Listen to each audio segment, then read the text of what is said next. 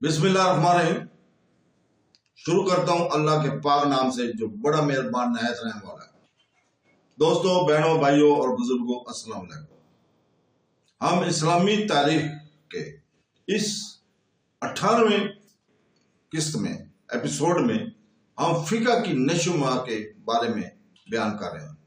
تو دوستوں، بہنوں، بھائیوں اور بزرگوں، ایشیا، یورپ، افریقہ کے بر اعظموں میں اسلامی افواج کی فاتحانہ پیش قدمی کی وجہ سے بے شمار لوگ اسلامی حکومت کی سرپرستی میں آئے۔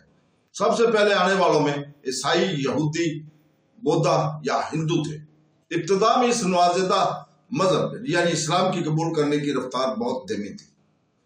فاتحین اسلام مفتوح اقوام کو اپنے اپنے مذاہب پر چلنے کی آزادی عطا کرتے تھے، جس کے لیے انہیں صرف حفاظتی ٹیکس یعنی جزیہ ادا کرنا پڑتا۔ جب عمر بن عبدالعزیز کا دور آیا تو غیر مسلمین نے گروہ در گروہ، جوک در جوک اسلام قبول کیا۔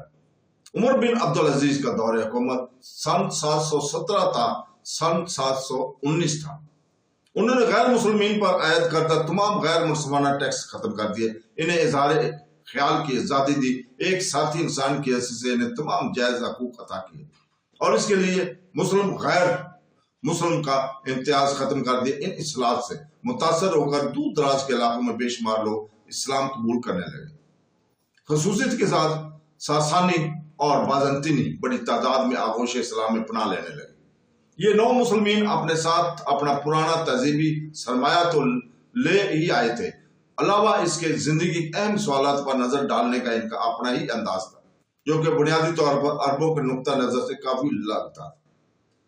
تاریخی اسلام کو یونان کی عقیدت پسندی، یہودی کے دو پیش، ہندوؤں کے تپسیا، بدھا دھرم کی فلسفہ ابطال یا نفی، تاؤست کی سیکولر لیکن اعلیٰ شائستہ اخلاقی ضابطہ اور چینی کمیونیشن جیسے نظریات کا سامنا تھا۔ علاوہ ازیں اس کے اندرونی طور سے بنو ہاشم اور اہل بیت کے آپس میں مصطدم ہونے والے مطالبات، قانونی مسائل پر مختلف گروہوں کے غیر منصفانہ اور لنگڑے لولے دلائل سے ایسے نپٹانا تھا۔ ایک زبردست ہلچل عالم اسلام کے اندرون میں مچی ہوئی تھی۔ اس سارے تناظر اور پس منظر کو نظر رکھتے ہوئے کوئی بھی یہ اندازہ اچھی طرح لگا سکتا تھا کہ ابتدائی اسلام کے دوران کسی بھی ایک صف کو کس قسم کے مسائل سے دوچار ہونا پڑتا ہے۔ اس طرح اسلامی تہذیب کو بھی کن قسم کے چیلنجوں کا سامنا کرنا پڑتا تھا۔ اسلام کے اس ابتدائی دور میں جس قسم کے مسائل اور چیلنجوں کا سامنا کرنا پڑا، اس کی ٹھیک اور صحیح رد عمل اور جوابات کے لیے علم فقہ موجود میں آیا۔ فقہ کے دستور عمل سے اسلامی تہذیب کی بنیادیں مضبوط ہوگی۔ آنے والی صدی میں اٹھنے والے طوفان کا مقابلہ کرنے میں اسلامی تہذیب کو کوئی دشواری پیش نہیں آئی، جب تک فقہ کا یہ عمل افعال رہا، متحرک رہا، جدت پسند رہا، تو افکار کا سلاب اسلامی تہذیب سے دوسری تہذیب و تمدن کی طرف بہتا رہا۔ جب یہ عمل غیر متحرک ہو گیا اور اس کا بہاؤ رک گیا تو اسلامی تاریخ نے صرف اپنے اندرون یا باطن کی طرف جھانکنا شروع کیا۔ اس طرح کرۂ ارض میں جاری نوع انسان کی جدوجہد کی دوڑ میں وہ پیچھے رہ گئے۔ شریعت، فقہ اور سیکولر قانون کی جو اصطلاحات بنی، ان کی تشریح اور تعریف یوں ہے۔ شریعت اسلام کا وہ بنیادی ستون ہے جو غیر متزلزل اور مستحکم ہے، جس میں کسی قسم کی تبدیلی ممکن نہیں۔ اس کی بنیاد قرآن ہے اور اسلامی احکامات ہیں۔ شریعت صرف انسان سے انسان کے رشتوں کی حد بندی نہیں کرتی، بلکہ اللہ تعالیٰ سے انسان کی بندگی کی تشریح بھی کرتی ہے۔ یہ کائنات سے انسان کے رشتوں کی حدود بھی معین کرتی ہے۔ اس طرح اگر اس کا مکمل محاسبہ کیا جائے تو اس کے حدود لامحدود بن جاتے ہیں۔ دوسری طرف سیکولر قانون صرف انسان سے انسان کے رشتوں کی بات کرتا ہے، اور اسے جسمانی احکامات کے ساتھ انسانی رشتہ کی کوئی فکر نہیں ہوتی۔ وہ محدود ہے، وہ تبدیل ہوتا رہتا ہے۔ وقت تاریخ جو خرافائی حقائق کے ساتھ وہ جواز حاصل کرتا ہے۔ شہنشاہوں مطلب کہ انان فرماؤ وراؤں اور وطن پرستی سے، تو اس طرح شریعت آفاقی ہے، محدود ہے، غیر متنزل ہے، تو سیکولر قانون محدود ہے، متزلزل ہے، دنیاوی ہے۔ فقہ شریعت کی تاریخ ارتقاء حجم ہے۔ یہ مسلمانوں کی مسلسل لامنتہی جدوجہد سے عبارت ہے۔ یہ جدوجہد ان آسمانی احکامات کے تحت زمان اور مکان اور کائنات میں زندگی گزارنا ہے۔ تاریخ جیسے جیسے اپنے ادوار میں بدلتی جاتی ہے، جیسے جیسے اس کے ابواب تبدیل ہوتے رہتے ہیں، انہی نوع انسان کو اس بدلتی تاریخ میں شریعت کا لفظ بھی ان ادوار کے ساتھ ہی صبر کرتا ہے۔ اس طرح ہر لمحہ تغیر پذیر دنیا میں شریعت کا برعمل نفاذ ایک انتہائی سخت اور مشقت بھرا عمل ہے۔ اس طرح تاریخ کا یہ عمل شریعت کا مرز عمل طریقہ استدلال اور اس کے علاوہ اس کے استعمال کو بھی اپنے جڑوں میں ساتھ ساتھ لیے چلتا ہے۔ یہ نہ صرف فرد کے خود اپنے قلبی رجحان کے حدود کو وضع کرتا ہے بلکہ خاندان، سماج اور قوم کے ساتھ اس کے روابط کے خطوط کو بھی صاف طور پر پیش کرتا ہے۔ اس کے ساتھ ساتھ اسلام اور دوسری تہذیبوں اور دوسرے عقائد اور تصورات کے درمیان باہمی عمل اور رد عمل تہذیبی مکالمے کی حدود کو بھی بالکل واضح اور روشن کر دیتا ہے۔ اس باب میں جو کہ ہم بیان کر رہے ہیں، اس میں ہم فقہ کے ان 5 بڑے مسالک جن پر مسلمانوں کی اکثریت چلتی ہے، ان کے تاریخی مخرج کے بارے میں اختصار کے ساتھ بتانا چاہتے ہیں۔ یہ مسالک حنفی، شافعی، مالکی، حنبلی اور جعفریہ علاوہ اس کے فقہ کے دوسرے مسالک بھی ہیں، جیسے زیدی اور اسماعیل وغیرہ، جس پر مسلمانوں کی چھوٹی سی جماعتیں چلتی ہیں۔ ان مسالک کو جہاں کہیں ضرورت ہو تاریخی پس منظر کے ساتھ واضح کرنے کی کوشش کی جائے گی۔ علاوہ اس کے معتزلہ اور اشاعرہ مسالک کا بھی اختصار کے ساتھ ذکر ہم کریں گے، جن پر اب تقریباً کوئی نہیں چلتا، لیکن ان مسالک نے اسلامی طرز فکر اور تہذیب و تمدن پر بہت ہی گہرا اور شاید فیصلہ کن نقشہ چھوڑا ہے۔ اللہ تعالیٰ کے اعلیٰ و برتر احکامات قرآن شریف کی صورتوں میں نازل ہوئے تاکہ انسان حقیقت کو پہچانے۔ کئی صحابہ کرام نے قرآن شریف کا مکمل حفظ کر لیا تھا، اور وہ حافظ جو قرآن پڑھتے تھے، سمجھتے تھے، انہوں نے نہ صرف اسے پڑھا اور سمجھا بلکہ دوسروں کو بھی اس کی تعلیم دی۔ قرآن کو صحیح طرح سے پڑھنے والے فراح کہلائے۔ جب اکثر صحابہ کرام وقت گزرنے کے ساتھ حجاز سے عراق، ایران اور مصر ہجرت کر گئے تو وہاں کے مقامی قیادت کی ذمہ داری انہی کرا پر آئی۔ اسلام سے پہلے اکثر عرب لکھنا پڑھنا نہیں جانتے تھے، اور جو کہ پڑھا لکھا ہوتا تو اسے بڑی قدر و عزت کی نگاہ سے دیکھا جاتا تھا۔ تہذیب پر تو زبان ہی کی حکمرانی ہوتی ہے، اور کرہ کی جن کی اکثریت صحابہ کرام سے تھی اور وہ دور دراز علاقوں میں انتہائی قدر و منزلت ملی، یہی وہ صحابہ کرام تھے جنہوں نے اکثر قانونی معاملات میں صلاح لی جاتی تھی۔ جنگ یمامہ میں بے شمار کرہ اور حفاظ کام آ گئے، جس کی وجہ سے قرآن کو لکھے جانے کی ضرورت پیش آئی۔ اس بات کی بڑی فکر ہونے لگی کہ جلد یا بدتر تمام حافظ کرام جنہوں نے رسول پاک صلی اللہ علیہ وسلم سے قرآن سیکھا ہے انتقال فرما جائیں گے۔ حضرت عمر بن خطاب اور دوسرے صحابہ کرام کے مشورے پر خلیفہ وقت حضرت ابو بکر صدیق رضی اللہ تعالیٰ نے قرآن پاک کو لکھوایا۔ اس نسخہ کو مصحف صدیقی کہا جاتا ہے۔ اس دور میں لکھے جانے والی عربی زبان پر اعراب نہیں ہوا کرتے تھے۔ حضرت عمر بن خطاب کے دور میں اسلام دور دراز علاقوں میں پھیلنے لگا۔ سب سے پہلے تو جزیرہ نما عرب میں مکمل طور سے پھیل گیا۔ یہاں سے یہ اس کی سرحدوں سے اور آگے بڑھا۔ ان علاقوں کے مقامی لہجوں کا اثر قرات پر پڑنے لگا۔ عربی انتہائی طاقتور، متحرک اور لطیف زبان ہے۔ ایک لفظ کا غلط تلفظ اس کے معنی اور مطالبہ کو بدل کر کے رکھ دیتا ہے۔ حضرت عثمان بن عفان نے قرآن شریف کا معیاری نسخہ تیار کرنے کا حکم دیا۔ اس سے مقصود اس قرات کی حفاظت تھی، جیسا کہ حضور پاک صلی اللہ علیہ وسلم تلاوت کیا کرتے تھے۔ اس قرآن شریف کی 7 جلدیں تیار کی گئی اور عظیم الشان سلطنت اسلامیہ کے مختلف حصوں کو بھیجی گئی۔ حضور صلی اللہ علیہ وسلم کے انتقال کے 100 سال کے اندر صحابہ کرام کی وہ جماعت جنہیں خود حضور صلی اللہ علیہ وسلم سے قرآن سیکھنے کا شرف حاصل ہوا تھا، وہ تابعین ہیں جنہوں نے ان صحابہ کرام سے قرآن سیکھا تھا، سب کے سب انتقال فرما گئے۔ صحابہ کرام قرآن کو اس کے صحیح پس منظر میں جانتے تھے، جیسا کہ رسول پاک صلی اللہ علیہ وسلم مختلف اوقات میں نزول ہوتا رہا۔ صحابہ کرام اس وحی الہی کے سر چشمہ کے انتہائی قریب تھے۔ ان آسمانی احکامات کی سوفشانی سے وہ پورے کے پورے شربو تھے۔ وہ جانتے تھے کہ تاریخ پر اس کا زبردست اثر پڑنے والا ہے، اس لیے انہوں نے ان احکامات پر انتہائی پرجوش انداز میں لبیک کہا۔ صحابہ کرام کی دنیا عمل کی دنیا تھی، باتوں کی نہیں۔ وہ کردار کے غازی تھے، گفتار کے نہیں۔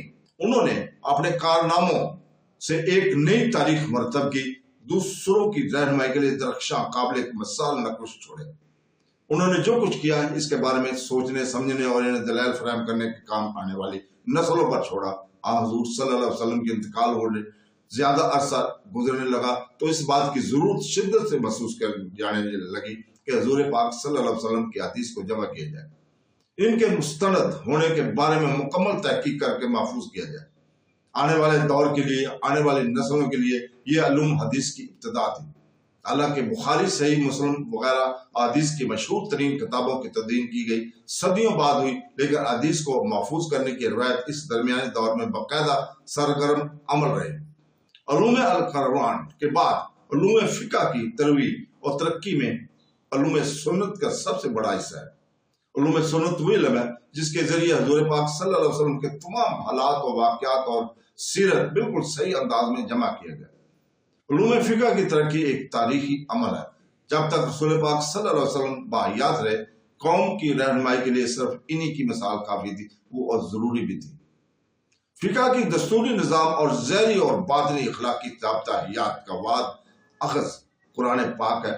سرور کائنات صلی اللہ علیہ وسلم نے خود قرآن شریف کے اصولوں کی تشریح کی، ضروری حوالہ جات دی اور اپنی سیر سے اس کی وضاحت کی، اس کے نافذ کرنے کے طریقہ سے بھی صحابہ کرام کو واقف کروایا۔ حضور اکرم صلی اللہ علیہ وسلم کے وصال مبارک سے صحابہ کرام کے سامنے تاریخی چیلنج درج پیش ہوا، وہ تھا اللہ تعالیٰ کی مرضی کو ہی انسان کے معاملات کا معیار بنانا۔ اولین مسلمان اس معیار پر کامیاب و کھرے اترے جہاں وحی کے احکامات موجود تھے اور جس کی مکمل وضاحت رسول پاک صلی اللہ علیہ وسلم نے کی تھی۔ اسی نہج کا اتباع وہ کرتے رہے۔ ایسے مسائل جن کا متعلق قرآن اور سنت نے صرف عمومی اصول پیش کیے لیکن ان کے نفاذ کے بارے میں مکمل وضاحت نہیں کی۔ ان مسائل کے سلسلے میں انہوں نے قرآن اور سنت کی روشنی میں عام رائے اور استدلال سے کام لیا۔ وقت کے گزرنے کے ساتھ ساتھ اس طریقہ کار نے ایک وسیع روایت کی شکل اختیار کی۔ چاروں خلفائے راشدین نے اس پر عمل کیا۔ اس طریقہ کار کا صحابہ کرام کی سنت یا صحابہ کرام کا اجماع کہا جاتا ہے۔ یہ اجماع بس اوقات افریقیت اختیار کر گیا۔ اکثر ایسا بھی ہوتا تھا کہ رائے میں اختلافات آ جاتے تھے۔ ایسے اختلافات صحابہ کرام نہ صرف برداشت کر لیتے بلکہ ان کا احترام بھی کرتے تھے۔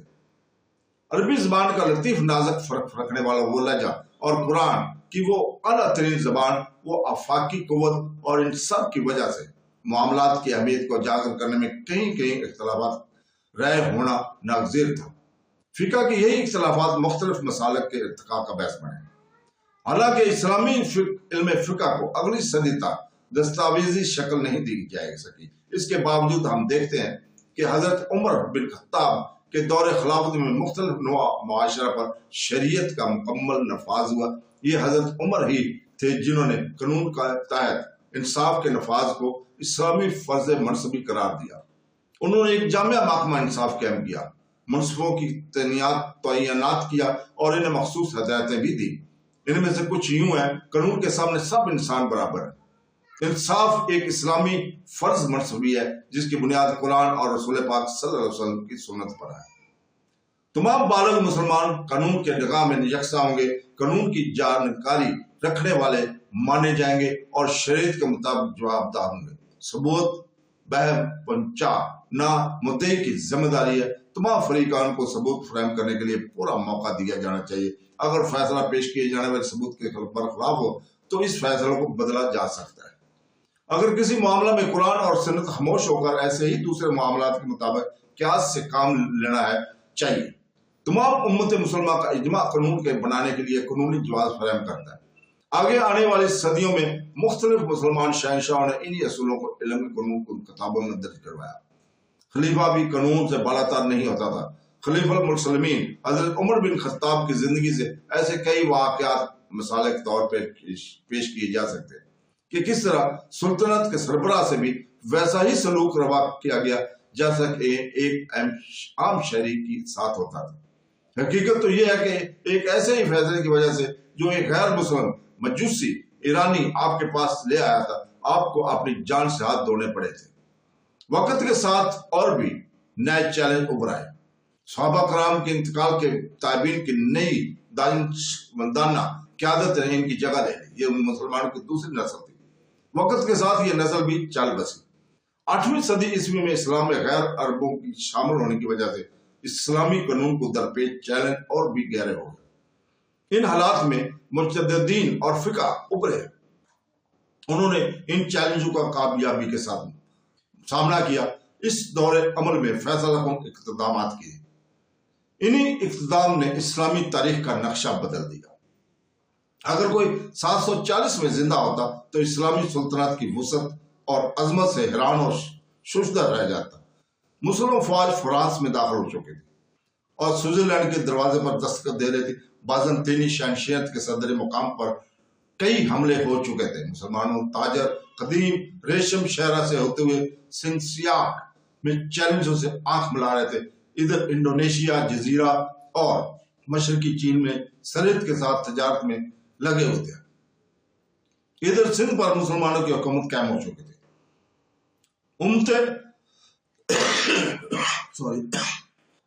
उम्मत इस्लामिया में अरब, ईरानी, मिस्र, अफ्रीकी, चीनी, तुर्की और हिंदुस्तानी शामिल हो चुके थे। नए लोगों का एक सैलाब सा इस्लाम में दाखिल हुआ। इसका असर यह भी हुआ कि नए लोग अपने साथ नए अफकार को भी लेके आए। मुस्लिम मुआशरा एक गैर मुअय्यन सूरत हाल से दो चार था। जो मुख्तलिफ अवाम इस्लाम के दामन में नए दाखिल हुए, इनके अपने अफकार अक्सी गिरा ढूंढ रहे थे, जो कि फिलहाल मसदत थी। ये दो हालात थे जो बनो अब्बास के दौर में एक आतिफ शाह की तरफ उठने के लिए तैयार थे। आलम इस्लाम का एक वसी और मुख्तलिफ अनवा तूल अर्ज था। इसमें अफकार नौ की भट्टी थी जो पक रही थी। असर जदीद के वो तकाजे अपने सवालात के जवाब तलब कर रहे थे। तो दोस्तों, आज इजाजत चाहते हैं, कल तक के लिए। कल इंशाल्लाह हाजिर होंगे। अल्लाह हाफ़िज़।